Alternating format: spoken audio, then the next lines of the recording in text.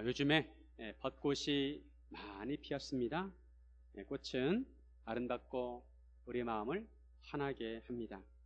그런데 비가 와서 벚꽃이 많이 졌을 것 같습니다. 그래도 실망하지 않는 것은 내년이 되면 또 꽃이 피어날 수 있기 때문입니다. 그걸 믿기 때문입니다. 하나님께서는 자연을 참 신비롭고 아름답게 만드셨습니다. 이런 자연을 통해서도 우리에게 깨달음을 주십니다. 우리 인생도 필 때가 있고 질 때가 있습니다. 생명력이 넘칠 때가 있고 또 힘이 빠지고 쇠할 때도 있습니다. 그렇다고 실망하지 말 것은 우리에게 부활하신 예수님이 계시기 때문입니다.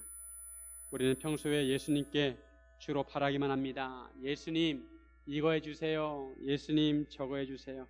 제가 이것이 부족합니다. 예수님 이번만 꼭 제 기도를 들어주세요. 마치 아이들이 부모에게 무엇을 사달라고 조른 것과 같습니다.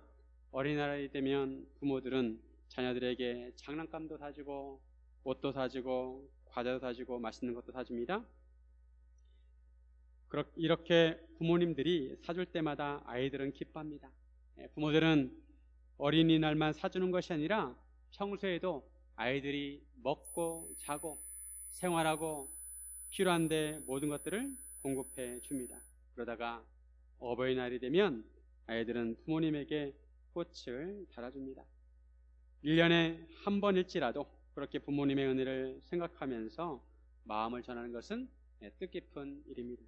오늘은 부활주일입니다. 예수님께서 십자가에 돌아가셨다가 3일 만에 부활하신 것을 기념하는 주일입니다. 그래서 우리가 평소에는 예수님께 여러 가지 간구를 많이 합니다.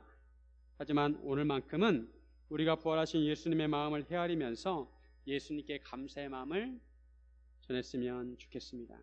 그런 의미에서 예수님은 우리에게 무엇을 바라시는가 생각해 보고자 합니다. 우리를 위해서 십자가에 돌아가셨다가 부활하신 예수님은 우리에게 무엇을 원하시는가? 첫째, 우리가 예수님의 살아계심을 믿기 원하십니다. 여러분은 지금도 예수님께서 살아계심을 믿으십니까? 예수님께서 살아계심을 믿으십니까? 너무 당연하죠. 그런데 마치 살아계시지 않은 것처럼 살아갈 때가 많습니다. 예수님께서는 부활하셔서 지금도 살아계십니다. 하지만 우리 눈에 보이지 않습니다. 2000년 전에 인간으로 오셔서 유대 땅에 사셨습니다. 그때는 많은 사람들이 두 눈으로 예수님을 보았습니다. 그러나 이제는 예수님께서 승천하셔서 하나님 우편에 계십니다. 우리가 이렇게 알고 있는 것은 사도들이 성경에 예수님의 부활과 살아계심을 기록하였기 때문입니다. 우리는 그 말씀을 보고 예수님께 부활하셨고 지금도 살아계심을 믿습니다. 그리고 성령님께서 우리에게 믿음을 주셔서 그런 믿음을 갖게 하십니다. 우리가 시간을 돌려서 2000년 전으로 돌아가서 예수님께서 십자가에 돌아가시고 3일째 되는 날로 돌아가 보도록 하겠습니다. 예수님께 돌아가신 요일은 금요일입니다. 당시 유대인들은 토요일을 안식일로 시켰습니다. 안식일에는 아무 일도 하면 안 되었습니다. 멀리 걸어갈 수도 없었고 물건을 나를 수도 없었습니다. 그런 것들이 다 일에 해당되기 때문입니다. 그리고 유대인들은 하루의 시작이 해가 저물 때 하루가 시작이 됩니다. 그리고 그 다음날 해가 질 때까지 하루가 이어지는 것입니다. 우리는 요즘에 밤 12시 24시 기준으로 해서 하루가 시작이 된다고 생각합니다. 생각의 차이죠. 누가 맞고 틀리고 할 것이 없습니다. 사람들끼리 그렇게 약속을 한 것입니다. 다만 우리는 성경을 이해하기 위해서 유대인의 관점으로 시간을 볼 필요가 있습니다. 예수님께서 금요일 오후에 돌아가셨고 그날이 첫째 날입니다. 그리고 금요일 해가 저물면서 둘째 날이 시작이 되었는데 그날은 안식일이었습니다. 그리고 토요일 해가 저물면서 셋째 날이 시작이 되었습니다. 토요일 해가 저물면서 안식일이 끝나고 자유롭게 움직일 수 있었습니다. 예수님께서 돌아가시고 3일째 되는 날 예수님의 제자들과 예수님을 따랐던 사람들은 깊은 슬픔에 잠겨 있었습니다. 각 나라마다 영웅들이 있습니다. 국민들이 존경하고 따르는 사람들이 있습니다. 우리나라로 보면 세종대왕과 이순신 장군이 영웅이라고 할 수가 있습니다. 오늘날 세종대왕 같은 지도자가 있고 이순신 장군 같은 군인이 있다면 국민들에게 매우 큰 힘이 되고 든든할 것입니다. 그런데 만약 그러한 영웅들을 잃는다면 그만큼 슬픔이 큰 것입니다. 예수님의 제자들과 예수님을 따랐던 사람들이 예수님을 바라보고 기대한 것은 단순한 영웅 정도가 아닙니다. 그들은 예수님을 메시아로 기대했습니다. 그들의 구원자로 생각했습니다. 그러나 예수님께서 너무도 허무하게 십자가에 달려 돌아가셨습니다. 그러기에 그들의 상실감은 이유로 말할 수 없습니다. 그들은 예수님을 사랑하였고 존경하였고 따랐습니다. 그런데 한 가지 그들에게 안타까운 것이 있었습니다. 그들은 예수님께서 다시 살아나셨다는 것을 꿈에도 생각하지 못했습니다. 그들은 예수님께서 부활하셨다는 것을 믿지 않았습니다. 더 심각한 것은 예수님께서 살아나셨다는 소식을 듣고도 믿지 않았습니다. 예수님께서 살아나셨다는 소식을 한 사람만 전한 것이 아니라 여러 사람이 전했습니다. 한 번 들은 것이 아니라 여러 번 들었는데도 그들은 믿지 않았습니다. 예수님께서는 이것을 안타까워하셨습니다. 예수님께서 돌아가신 지 셋째 날, 즉 주일 아침에 여러 명의 여자들이 예수님의 무덤을 찾았습니다. 막달라 마리아와 야고보의 어머니 마리아와 살로메가 무덤을 찾았습니다. 마리아는 히브리어 미리암을 헬라어식으로 바꾼 이름입니다. 이들은 예수님께 바르기 위한 향품을 미리 사다 두었습니다. 그리고 오늘 본문 바로 앞에 보면 마가복음 15장 47절에 보면 막달라 마리아가 예수님의 무덤을 확인해 두었습니다. 그리고 안식일이 지나고 움직일 수 있을 때 예수님께 향품을 바르기 위해서 무덤을 찾았습니다. 무덤으로 갈 때 향품을 가지고 가는 것은 오늘날 우리가 조화를 가지고 가는 것과 같습니다. 예수님께서 돌아가시고 장사 지낸 날 너무 경황이었고 곧 안식일이 시작되었기에 예수님께 무엇을 해드리고 싶어도 해드릴 시간이 없었습니다. 그들은 안식 후 첫날, 즉 셋째 날 매우 일찍이 해에 돋을 때 그 무덤으로 갔습니다. 그들은 무덤을 막고 있는 돌을 어떻게 옮길까 걱정하였지만 일단 무덤으로 향했습니다. 그만큼 간절했습니다. 그런데 무덤 입구를 막아놓은 돌이 매우 큰 돌이었는데 벌써 굴려져 있었습니다. 이들은 무덤에 들어가 보았는데 무덤 안에 오른쪽에 흰 옷을 입은 청년 하나가 앉아 있었습니다. 예수님은 보이지 않고 뜻밖의 존재가 있어서 너무 놀랐습니다. 우리도 산속에 가다가 갑자기 사람이 튀어나오면 놀라지 않습니까? 그처럼 그들도 놀랐습니다. 이 청년이 이렇게 말합니다. 6절에 보면 청년이 이르되 놀라지 말라. 너희가 십자가에 못 박히신 나사렛 예수를 찾는구나. 그가 살아나셨고 여기 계시지 아니하니라. 보라 그를 두었던 곳이니라. 뜻밖의 소식이었습니다. 예수님께서 살아나셨다는 것입니다. 그리고 무덤에 계시지 않는다는 것입니다. 그 청년은 그 여인들에게 제자들과 베드로에게 예수님께서 그들보다 먼저 갈릴리로 가신다고 전하라고 했습니다. 이것은 예수님께서 십자가를 지시기 전에 미리 제자들에게 말씀해 두신 것이었습니다. 여자들은 몹시 놀라 떨었습니다. 그 청년은 천사였습니다. 다른 복음서에 보면 천사로 나옵니다. 영적인 존재를 만난 것도 놀라운데 돌아가셨던 예수님께서 살아나셨다는 것은 더 놀라운 소식이었습니다. 그들은 얼마나 무서워했는지 무덤에서 도망하고 무서워하여 아무에게 아무 말도 하지 못하였습니다. 그리고 부활하신 예수님께서 바로 안식 후 첫날 그날 이른 아침에 막달라 마리아에게 나타나셨습니다. 막달라 마리아에게 가장 먼저 보이셨습니다. 막달라 마리아는 그 전에 7 귀신이 들었었는데 예수님께서 쫓아내 주셨습니다. 그러기에 막달라 마리아는 그 누구보다도 예수님을 사모하고 섬겼습니다. 예수님께서 부활하셔서 이런 마리아에게 가장 먼저 나타나셨습니다. 막달라 마리아는 제자들과 예수님과 함께하던 사람들이 슬퍼하며 울고 있는 중에 그들에게 이 일을 알려주었습니다. 그런데 그들은 예수님께서 살아나셨다는 것과 마리아에게 나타나셨다는 것을 믿지 않습니다. 그들이 생각하기에 죽은 사람이 살아날 리 없다는 것입니다. 병들어 돌아가신 것도 아니고 십자가 위에서 처참하게 돌아가셨고 옆구리에 창까지 찔리셨습니다. 그 후에 엠마오로 가는 두 제자에게 예수님께서 다른 모양으로 나타나셨습니다. 이 두 사람이 다시 예루살렘으로 돌아가서 남은 제자들에게 알렸지만 이번에도 그들은 믿지 않았습니다. 그 후에 11제자가 음식 먹을 때 예수님께서 제자들에게 나타나셔서 그들의 믿음 없음과 마음의 완악함을 꾸짖으십니다. 예수님 그들에게 바라시는 것은 예수님이 살아계심을 믿는 것입니다. 분명히 예수님께서 살아나신 것을 본 자들은 한 사람이 아닙니다. 여러 사람들이 부활하신 예수님을 만나고 전했습니다. 그런데 그들은 그들의 말을 믿지 않았습니다. 예수님께서는 베드로와 제자들에게 처음부터 직접 나타나지 않으시고 왜 막달라 마리아와 엠마오로 가는 두 제자를 통해서 그 소식을 듣게 하셨을까요?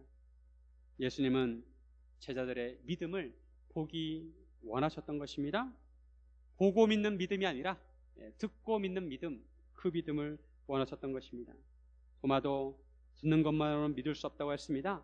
자기 손가락을 못자국에 넣고 창자국에 넣어봐야 알겠다고 하였습니다. 자기가 직접 눈으로 봐야 믿겠다는 것입니다. 우리에게도 보고 믿는 믿음이 아니라 듣고 믿는 믿음이 필요합니다. 지금은 우리 눈으로 부활하신 예수님을 볼 수 없습니다. 예수님께서 승천하신 후 대부분의 사람들은 복음을 듣고 믿었습니다. 부활하신 예수님을 본 사람은 극히 일부입니다. 사도들이 먼저 듣고 믿는 믿음이 필요하였습니다. 우리가 생각하기에 부활의 소식을 믿지 못한 사도들이 왜 그랬을까 생각할 수 있지만 우리도 같은 실수를 할 수 있습니다. 성경에 나와 있는 주님의 말씀 중에 듣는 것만으로는 믿지 못하는 말씀들이 있을 수 있습니다. 우리에게는 듣고 믿는 믿음이 필요합니다. 성경에서 예수님의 살아계심과 부활하심에 대해 셀 수 없이 말씀하고 있습니다. 이런 말씀들을 믿는다면 우리 예수님께서 지금도 살아계심을 믿어야 합니다. 예수님은 믿지 않는 것을 꾸짖으십니다. 반면에 예수님은 보지 않고 듣고 믿는 믿음을 칭찬하시고 복되다고 하셨습니다. 사랑하는 여러분, 예수님의 부활하심과 살아계심을 믿으시기를 주님의 이름으로 축원드립니다. 둘째, 우리가 기쁜 소식을 전파하기를 원하십니다. 예수님께서 다시 살아나셨다는 것은 매우 기쁜 소식입니다. 그것은 단지 예수님께서 돌아가셨다가 살아나신 것만을 의미하는 것이 아닙니다. 부활의 의미는 십자가를 의미 있게 하는 것입니다. 예수님께서 십자가에 달려 돌아가신 것은 어떤 의미가 있습니까? 예수님께서 우리의 죄 문제를 해결해 주셨다는 것을 의미합니다. 하나님께서는 의로우신 분이십니다. 하나님은 거룩하셔서 털끝만큼의 죄와도 공존할 수 없습니다. 털끝만큼의 죄라도 있으면 그것은 거룩하지 않기 때문입니다. 그래서 하나님은 반드시 죄를 심판하셔야 합니다. 모든 인간은 죄인입니다. 태어날 때부터 죄를 가지고 태어났습니다. 인간이 이 사실을 깨닫지 못하든지 인간은 죄인입니다. 그 죄에 대한 형벌로 죽음을 맞이합니다. 인간 스스로는 죄의 구렁텅이에서 헤어나올 수 없습니다. 자기 자신도 죄 가운데 빠져 있는데 누가 누구를 구할 수 있겠습니까? 아무도 다른 사람의 죄로부터 그 사람을 구하지 못할 뿐더러 스스로의 죄도 해결하지 못합니다.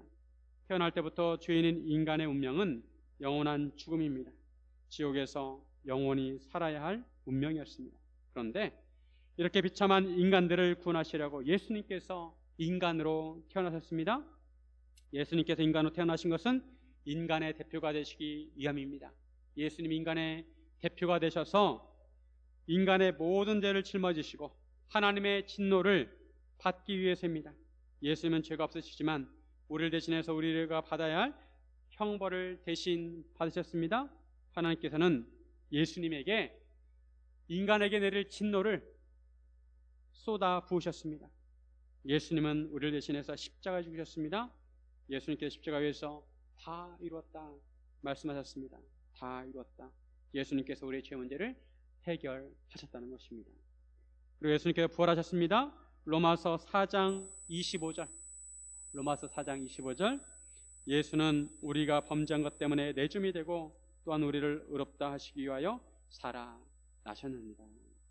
우리가 입고 있던 죄의 옷을 벗기시고 의의 옷으로 입히시기 위해서 다시 살아나셨습니다. 예수님께 부활하심으로 우리는 의롭게 되었습니다. 이것이 기쁜 소식입니다. 기쁨도 정도의 차이가 있습니다. 어떤 사람은 온몸이 전율할 정도로 기뻐하는 사람이 있는가 하면 어떤 사람은 좋은 소식을 듣고도 그냥 귀로 듣고 흘리는 사람도 있습니다. 사람이 영원한 죽음을 면하고 영원한 생명을 얻는 것은 보통 기쁜 일이 아닙니다. 아직은 우리가 체험을 하지 못하고 피부로 느끼지 못합니다. 지옥에서의 영원한 죽음의 고통과 비참함을 알지 못합니다. 천국에서의 영원한 삶이 얼마나 영광스러운지 우리는 알지 못합니다. 그러나 피부로 느낄 때가 올 것입니다. 그때가 되면 내가 예수님 믿기를 참 잘했구나. 예수님 너무 감사합니다. 예수님 위대하십니다. 예수님 찬양합니다. 라고 고백할 것입니다. 복음은 어두운 방을 밝히는 한 줄기 빛과 같습니다. 그 빛을 통해 어둠을 몰아내고 소망을 가질 수 있습니다. 어두워서 볼 수 없었던 것을 볼 수 있게 되는 것입니다. 어두운 방에 빛이 들어오면 한 줄기 빛이라 하더라도 그 빛을 통해서 시계도 볼 수 있고 사물을 분간할 수도 있습니다. 이처럼 복음은 우리의 어두운 마음에 비추어서 소망을 주는 것입니다.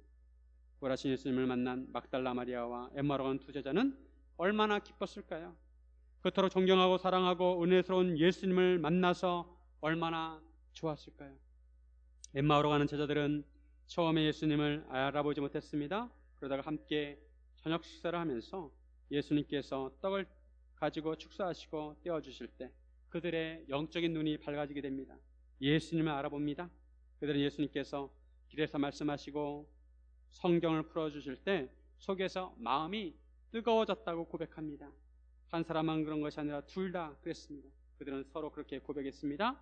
그리고 곧바로 그때로 일어나서 예루살렘으로 돌아가서 제자들에게 예수님께서 살아나셨다고 말합니다. 25리 10km 정도의 길을 그 밤에 다시 달려간 것입니다. 왜냐하면 그들의 마음에 기쁨이 있었기 때문에 그렇습니다. 부활하신 예수님을 만난 막달라 마리아도 예수님의 제자들도 마음에 기쁨이 충만했습니다. 부활하신 예수님께서 제자들에게 이렇게 말씀하십니다. 15절과 16절에 보시면 또 이르시되 너희는 온 천하에 다니며 만민에게 복음을 전파하라. 믿고 세례를 받는 사람은 구원을 얻을 것이요 믿지 않는 사람은 정죄를 받으리라. 너희는 온 천하에 다니며 만민에게 복음을 전파하라.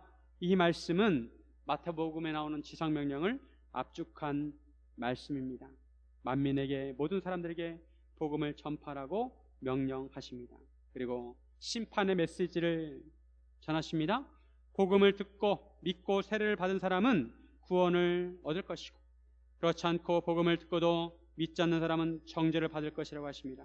심판을 받을 것이라고 하십니다.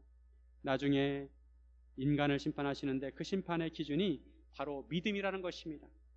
믿는 자는 구원을 받지만 믿지 않는 자는 심판을 받게 될 것이라는 것입니다. 오늘 우리는 태신자 작정을 하려고 합니다. 우리가 복음을 전할 사람을 정하려고 합니다. 그러려면 우리가 먼저 복음의 기쁨을 회복해야 합니다. 우리는 복음을 듣고 예수님을 믿게 되었습니다. 복음을 처음 듣고 내가 구원받았다는 것을 깨달았을 때 마음에 기쁨이 있었습니다. 그러다가 신앙생활을 오래 하게 되면서 마음이 무뎌지고 복음을 들어도 기뻐할 줄 모르고 마음이 굳어져서 복음을 들어도 생기가 없습니다.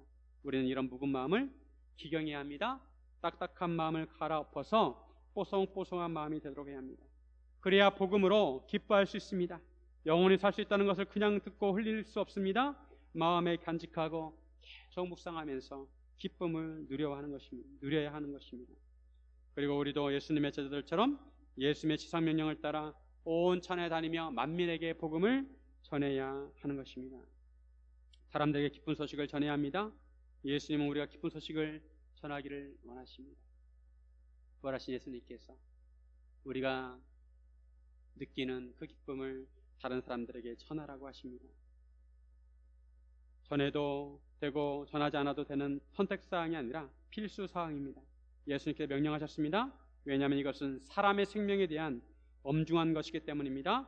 복음을 듣고 구원받을 수 있는데 복음을 듣지 못해서 영원한 형벌을 받는다면 얼마나 억울합니까? 얼마나 원통한 일입니까? 만약에 어떤 사람이 큰 꿈을 가지고 사업을 시작했다고 생각해 보세요. 확실하게 밀어주는 곳도 있고 너무도 전망이 밝았습니다. 그런데 늘 그렇듯이 뜻하지 않는 일이 생겨서 사업이 실패하게 되었습니다. 식당을 오픈하였는데 코로나 때문에 월세만 나가고 시작하자마자 망하게 되었습니다. 많은 빚만 남게 되었습니다. 그래서 신용불량자가 되었습니다. 신용불량자는 어디 가나 대출을 받을 수도 없고 취직도 할 수 없습니다. 사회적으로 신용을 잃었습니다. 그런데 정부에서 한시적으로 구제정책을 만들어서 모든 빚을 탕감해준다는 소식을 듣습니다. 그런 소식을 들으면 얼마나 기쁘겠습니까? 그런데 내가 잘 알고 있는 사람이 그 사람도 신용불량자가 되었습니다. 그럼 어떻게 해야 되겠습니까? 내가 구제를 받았으면 그 사람에게도 이 소식을 알려줘서 그 사람으로 하여금 구제받게 해야 합니다. 그런데 그 사람에게 이 소식을 알려주지 않는다면, 그래서 그 사람이 구제받지 못한다면 그 사람은 어떻게 될까요? 나중에 그 사람이 이 사실을 알게 된다면 그 사람은 나에게 뭐라고 하겠습니까? 아마 원망할 것입니다. 하나님께서 에스겔을 이스라엘 파수꾼으로 세우시면서 이렇게 말씀하셨습니다. 에스겔 3장 18절 19절 말씀, 가령 내가 악인에게 말하기를 너는 꼭 죽으리라 할 때에 내가 깨우치지 아니하거나 말로 악인에게 일러서 그의 악한 길을 떠나 생명을 구원하게 하지 아니하면 그 악인은 그의 죄악 중에서 죽으려니와 내가 그의 핏값을 내 손에서 찾을 것이요 내가 악인을 깨우치되 그가 그의 악한 마음과 악한 행위에서 돌이키지 아니하면 그는 그의 죄악 중에서 죽으려니와 너는 내 생명을 보존하리라. 만약 에스겔이 악인에게 하나님의 말씀을 전하지 않을 경우 그는 죄악 중에서 죽을 것입니다. 하지만 하나님께서 그의 핏값을 누구에게 찾냐면 에스겔에게, 그 말씀을 전하지 않은 에스겔에게 찾는다고 하십니다.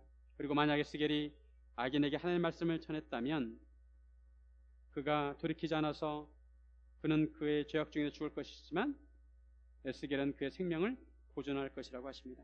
하나님께서 왜 이렇게 무서운 말씀을 에스겔에게 하십니까? 하나님의 마음이 그만큼 절박하기 때문입니다. 그만큼 안타깝기 때문입니다.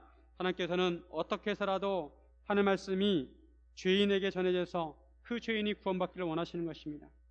우리가 오늘 태신자를 작정하게 됩니다. 부활절에 품은 태신자를 가을에 초청하게 될 것입니다. 10월 24일, 올해는 10월 24일이 새생명 초청주일입니다. 그동안 우리는 태신자를 품고 기도해야 합니다. 복음 전하는 것을 가볍게 여겨서는 안 됩니다. 그 사람의 영혼이 달린 문제입니다.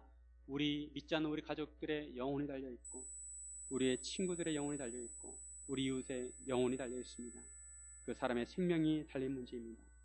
사랑하는 여러분, 예수님의 명령을 따라서 기쁜 소식을 전하시기를 주님의 이름으로 축원드립니다. 셋째로, 우리가 예수님과 함께 사역하기를 원하십니다. 예수님께서 중점을 두고 하신 사역 중에 하나가 바로 제자를 세우는 것이었습니다. 예수님께서 12제자를 선택하셔서 그들과 함께 다니시면서 사역을 하셨습니다. 예수님께서 왜 그렇게 하셨을까요? 그들과 함께 사역하시기 위함입니다. 제자들은 예수님과 함께 다니면서 예수님과 함께 사역을 하였습니다. 예수님께서 어떤 말씀을 가르치시는지, 예수님께서 어떻게 병든 자를 치유하시는지, 예수님께서 어떻게 귀신을 쫓아내시는지, 예수님께서 어떻게 바리새인들과 사두개인들의 공격을, 비판을 대응하시는지 다 옆에서 지켜보았습니다. 그리고 어떻게 십자가를 지시고 어떻게 보라하셨는지 그들은 다 지켜보았습니다. 사도행전에 보면 사도들, 예수님의 제자들은 예수님께서 사역을 하셨던 것처럼 사역을 그대로 합니다. 예수님께 배운 대로 합니다. 그들은 3년 반 동안 예수님 옆에서 보고 배웠습니다. 이런 사도를 통해서 교회가 세워지고 복음이 전파되게 되었습니다. 오늘 본문에서 예수님께서 이렇게 말씀하십니다. 믿는 자들에게 표적이 따른다고 하십니다. 즉 예수님의 이름으로 귀신을 쫓아내고 새 방언을 말하게 됩니다. 오순절 성령강림 때 마가다라 방에 모였던 120명의 제자들이 성령이 강림하시자, 성령님이 오시자 새로운 방언을 하였습니다. 그래서 그곳에 모여들었던 디아스포라 유대인들이 깜짝 놀라게 됩니다. 또한 믿는 자들은 뱀을 집어올리며 무슨 독을 마실지라도 해를 입지 않는다고 말씀하십니다. 병든 자에게 손을 얹으면 낫게 될 것이라고 하십니다. 이 말씀이 그대로 이루어지나 보려고 일부러 뱀을 집어올릴 필요는 없습니다. 독을 마실 필요는 없습니다. 그렇게 하는 것은 때로 어리석은 짓입니다. 하나님을 시험하는 것입니다. 어떤 이들은 자기들의 믿음을 과시하려고 뱀을 잡고 독을 마시다가 죽은 사람도 있습니다. 이 말씀은 복음을 전할 때 하나님께서 이런 표적이 나타나도록 하신다는 것입니다. 이것은 전적으로 하나님의 주권입니다. 공식이 아닙니다. 사도 바울도 뱀에 물린 적이 있습니다. 그러나 아무 해를 입지 않았습니다.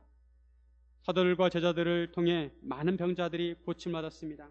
사도 바울의 손수건을 가져다가 병든 자에게 얹기만 해도 그 사람의 병이 떠나가고 귀신이 나가는 역사가 나타났습니다. 요즘도 선교 현장에서는 이런 기적들이 많이 일어난다고 합니다. 이것은 표적입니다.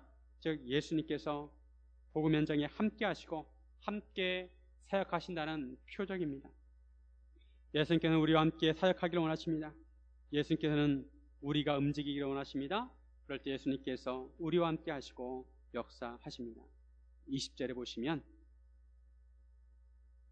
제자들이 나가 두루 전파할세 주께서 함께 역사하사 그 다른 표적으로 말씀을 확실히 증언하시니라. 제자들은 예수님의 말씀대로 복음을 두루 전파했습니다. 그때 예수님께서 그들과 함께 하시고 함께 역사하셨습니다. 표적이 나타나게 하셔서 전한 말씀을 확실히 증언하도록 하신 것입니다. 사도행전에 보면 얼마나 많은 표적이 나타난지 모릅니다. 이런 표적은 표적 자체보다도 복음을 전하는 데 필요한 표적이었습니다. 예수님께서도 사역을 하실 때 많은 표적을 행하셨습니다. 이러한 표적을 통해서 예수님은 하나님께서 보내신 메시아라는 것을 보여주신 것입니다. 표적은 한 번 나타날 수도 있고 여러 번 나타날 수도 있습니다. 중요한 것은 우리가 예수님과 함께 사역을 하는 것입니다. 우리가 사역자가 되어야 합니다. 예수님께서 우리에게 필요한 은사를 주셨습니다. 예수님을 믿는 사람은 은사가 있습니다.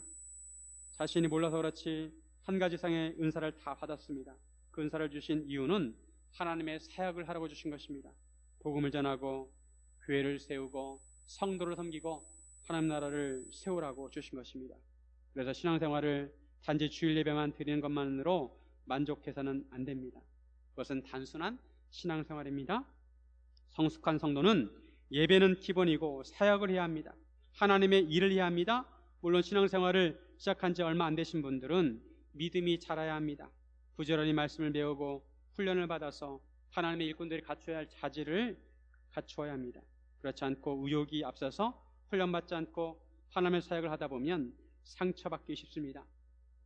제자훈련을 받으면 성도로서 갖추어야 할 기본적인 경건의 습관이 몸에 배게 되고 기본적인 성경 교리를 익히고 말씀을 삶에 적용하는 훈련을 하게 됩니다.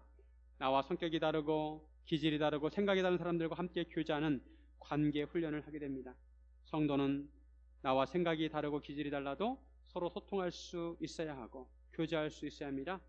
이런 제자훈련을 통해 주님의 일꾼이 되어서 주님의 사역을 하시기를 바랍니다. 조지 휘필드 목사님은 나는 녹슬어서 없어지기보다는 닳아서 없어지기를 원한다고 하셨습니다. 우리 삶이 녹슬어 없어지는 것이 아니라 닳아서 없어지기를 바랍니다. 여러분은 지금 어떤 믿음으로 신앙생활을 하고 있습니까? 막달라 마리아와 여인들처럼 예수님을 너무 사랑하고 존경해서 무덤을 맡고 있는 큰 돌을 어떻게 굴려낼까 고민하면서 무덤을 향해 가고 있습니까? 아니면 두려움에 휩싸여 밖에 나갈 엄두도 못 내고 방문을 걸어 잠그고 아무리 예수님께 살아나셨다는 증언을 들어도 완악한 마음으로 말씀을 믿지 않는 제자들처럼 신앙생활을 하고 있습니까? 아니면 예수님께서 죽음을 이기시고 무덤에서 나오셔서 제자들에게 확신을 심어주시고 제자들에게 기쁨을 주신 것처럼 부활의 예수를 만난 기쁨으로 만민에게 복음을 전파하고 있습니까? 오늘은 부활주일입니다. 우리가 예수님의 마음을 헤아려야 합니다. 부활하신 예수님께서 우리에게 바라시는 것이 있으십니다.